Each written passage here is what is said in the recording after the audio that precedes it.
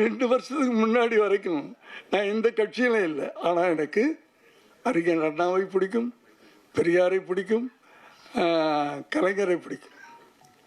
எனக்கு இந்த 1987 கலைஞரை அரெஸ்ட் பண்ணி கொண்டு போனாங்க.